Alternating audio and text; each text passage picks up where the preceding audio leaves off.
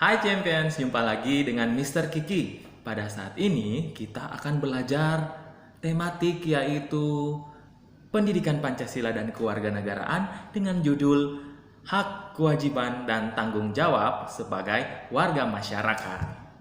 Oke, dalam kehidupan kita pasti akan bergaul dengan manusia lain ya.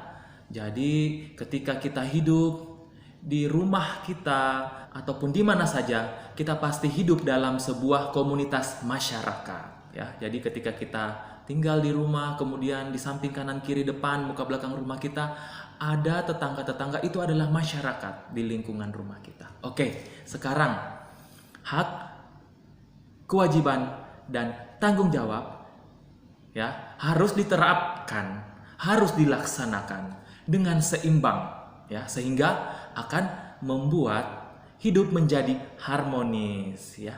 Oke, mari kita lihat contoh penerapan hak, kewajiban, dan tanggung jawab dalam masyarakat ya, dalam kehidupan sehari-hari. Misalnya yang pertama, pada saat kerja bakti ya. Jadi kewajiban kita sebagai warga masyarakat dalam kerja bakti adalah membersihkan lingkungan.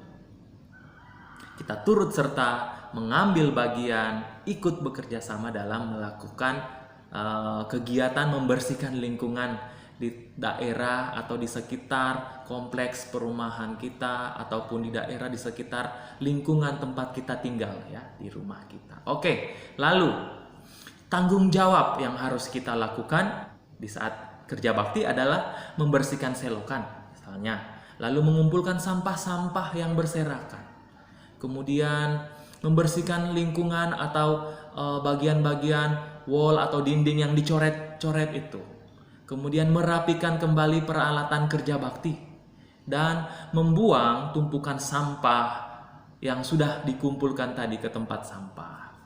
Lalu setelah kita melaksanakan kewajiban kita dengan penuh tanggung jawab, maka yang akan kita dapatkan adalah hak untuk merasakan lingkungan yang bersih dan indah serta terbebas dari penyakit. Selanjutnya, yang kedua adalah dalam kegiatan musyawarah. Ya. Kewajiban yang bisa kita lakukan pada saat musyawarah sebagai warga masyarakat mengikuti tata tertib musyawarah. Tata tertib musyawarah dalam artian peraturan atau langkah-langkah yang harus ditempuh pada saat melakukan musyawarah ya. Kemudian tanggung jawab kita dalam melaksanakan musyawarah adalah menghargai pendapat orang lain dan menerima hasil musyawarah dengan lapang dada.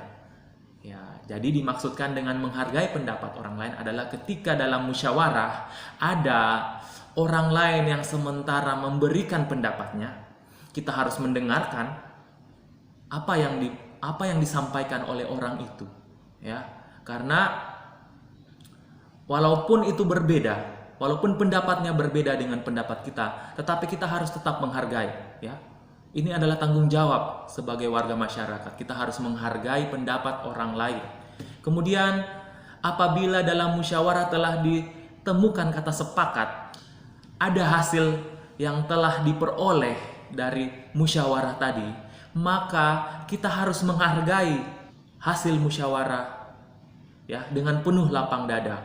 Walaupun hasil musyawarah itu tidak sejalan dengan pendapat kita. Hak kita sebagai warga masyarakat dalam kegiatan musyawarah adalah kita dapat mengajukan pendapat kita ya.